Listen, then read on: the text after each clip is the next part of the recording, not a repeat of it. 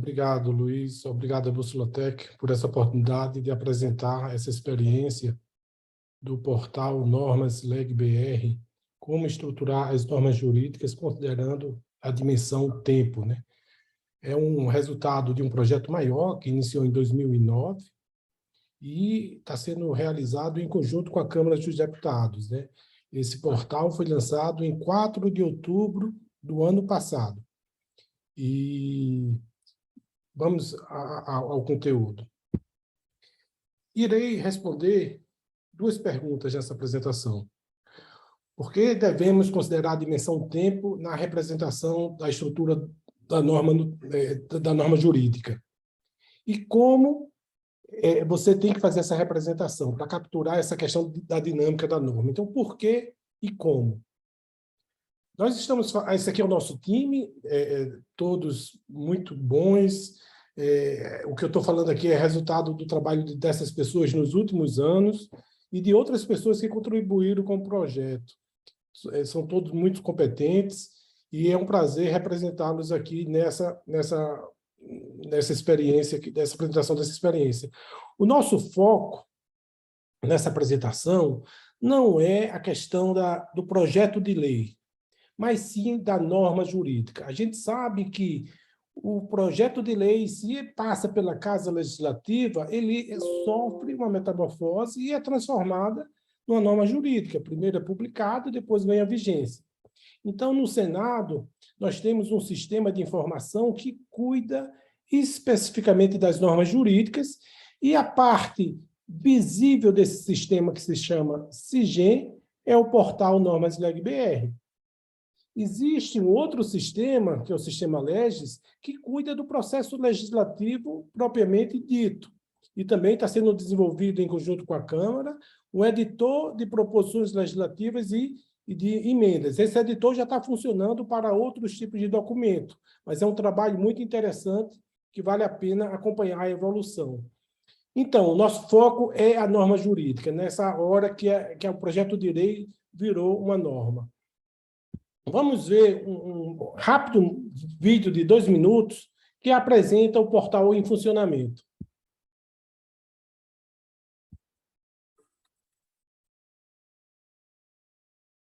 Uma nova forma de ver e entender a evolução das normas jurídicas.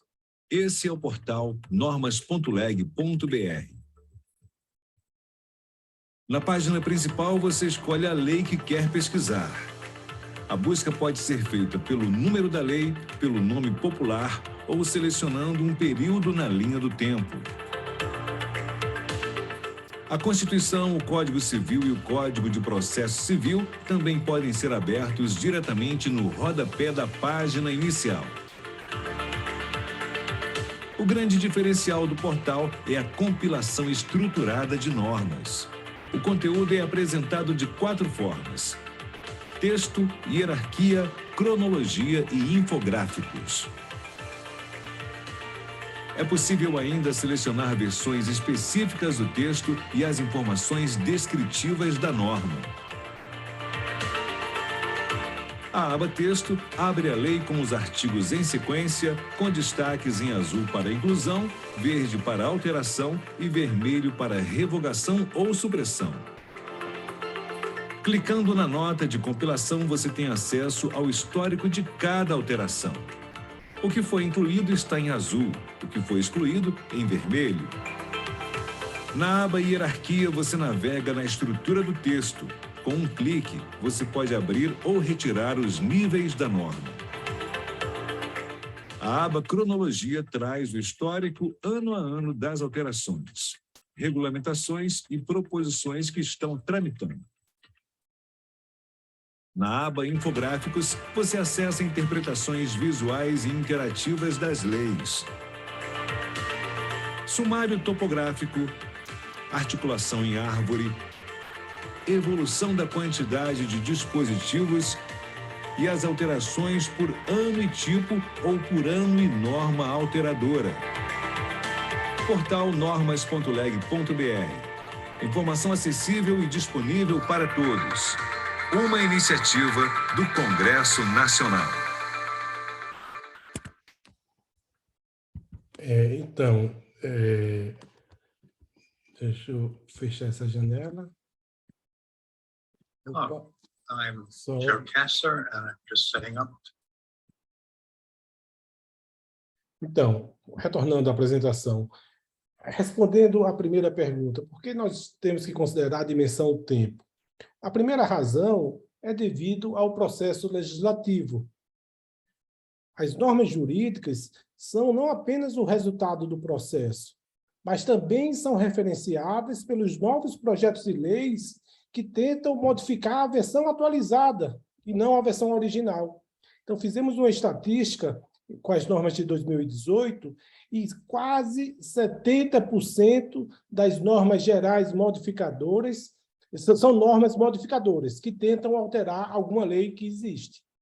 Então, vocês veem que a norma jurídica não é apenas o resultado, mas também é matéria-prima para os projetos de lei, porque o parlamentar vai alterar uma lei que existe. Então, daí se justifica cuidar da versão atualizada da norma para o processo legislativo. O segundo motivo é o fato dos atos jurídicos serem governados pelas leis que existem no tempo em que eles ocorreram. Então, eu preciso saber não apenas a versão atual, mas também as versões anteriores. Eu trouxe aqui 2 exemplos. Veja só, o Código Penal brasileiro define uma prisão de 1 a 3 anos se você sequestrar uma pessoa. E existe o agravamento de que a sua pena vai aumentar de 2 para 5 anos, caso essa pessoa seja o seu ascendente, descendente ou cônjuge. Isso era o texto até 2003.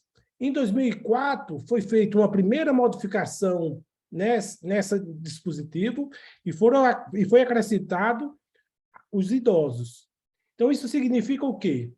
Significa que se você sequestrou um idoso em novembro de 2003, você está sujeito a uma pena de 1 a 3 anos.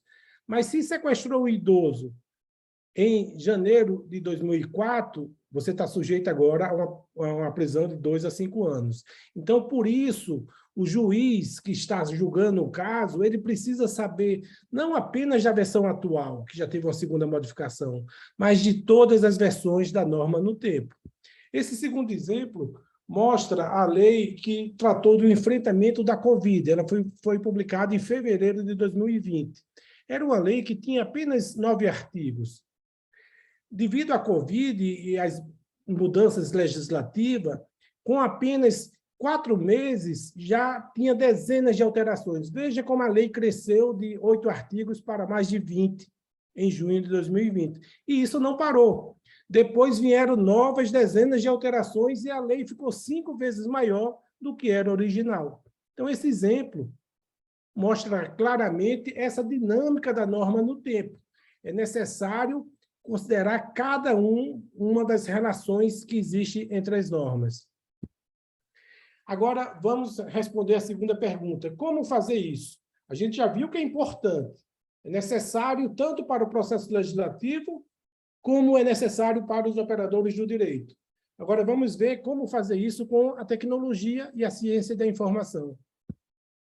Então, como eu falei, o projeto Normas Leg-BR, que foi lançado no ano passado, ele é um dos projetos que faz parte do projeto LexML. O LexML começou em 2008, criou um portal que já existe há bastante tempo, com 8 milhões de documentos, criou especificações técnicas e um conjunto de ferramentas. A partir de 2015, nós criamos um sistema de gestão de norma jurídica, o SIGEM. Na sequência, pegamos o conteúdo do SIGEM e publicamos no portal Normas Leg-BR. Então, esse portal Normas Leg-BR apresenta conteúdo tanto do Senado como da Câmara, e essas 2 bases estão sendo hoje unificadas. Então, como eu havia falado no início, foram muitos anos para chegarmos a essa situação atual. Entre as recomendações técnicas, nós utilizamos os identificadores no formato URN-LEX, isso aqui a partir da experiência lá do ITTIG de Florença, da Itália. Usamos uma Adaptação do Acomatoso, eu sei que várias pessoas conhecem o Acomatoso, mas nós adaptamos ele para a técnica legislativa do Brasil. E nessa parte dos metadados da norma jurídica, do portal Normas Leg BR, nós estamos utilizando também o mapeamento de metadados para o formato Schema.org Legislation. Esse vocabulário é criado pela Google, pela Microsoft e outros grandes players, e o objetivo é criar um grafo de conhecimento jurídico global, a partir da disponibilização desse metadado estruturado. O Normas Leg BR nada mais é do que um visualizador do JSON que possui esse conteúdo estruturado. Aqui tem um exemplo do XML do artigo 1º da nossa Constituição. Aqui temos a lista de ferramentas que utilizamos, tem um parser que converte os formatos para o XML, o render faz o sentido inverso, o link identifica as referências legislativas, o LexEdit é o editor legislativo que está sendo construído em conjunto com a Câmara, e ele já está em funcionamento algumas partes dele, inclusive tem vídeos no YouTube sobre ele, e o compilador. A maioria dessas ferramentas estão disponíveis no nosso portal do GitHub, github.com/lexml. Aqui mostra todo o processo de conversão para o formato XML. Nós fazemos uma inserção no banco de dados relacional e o compilador do SIGEM atua de forma estruturada nesse banco de dados. E aqui é o LexEdit, que é o editor de documentos. O SIGEM em si é um sistema muito sofisticado. Usamos uma ontologia no Protégé, que sincronizamos com o banco relacional, e o sistema SIGEM interpreta o modelo onde o usuário alimenta os dados. Mas a maior parte dos dados são alimentados de forma automática. Quem tiver interesse no SIGEM pode ver essa palestra aqui, que está disponível do evento da Ontobras, que é um evento de pesquisa em ontologia no Brasil. Então, voltando ao Normas Leg BR, nós vimos que existem várias formas de visualizar a norma, o texto completo, a forma hierárquica, cronológica e infográficos. Aqui está o texto completo, como nós já vimos na ferramenta. Nós estamos trabalhando na versão para visualizar melhor no celular. Então, é fácil navegar artigo por artigo, é muito fácil usar essa plataforma no celular.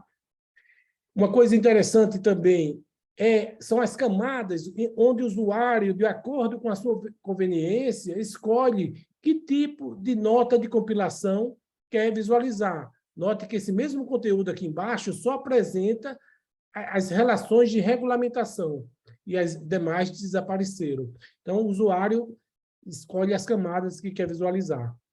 Existe o sumário, como já foi apresentado. Esse sumário topográfico é bem interessante. Veja aqui o Código Civil, parte geral, parte especial. O Código de Processo Civil tem uma outra forma. E é possível dar zoom. E esse gráfico também utiliza a mesma anotação de cores. Azul para inclusão, verde para alteração, vermelho para supressão ou revogação. Indo para a parte final da minha apresentação, quais são as lições aprendidas?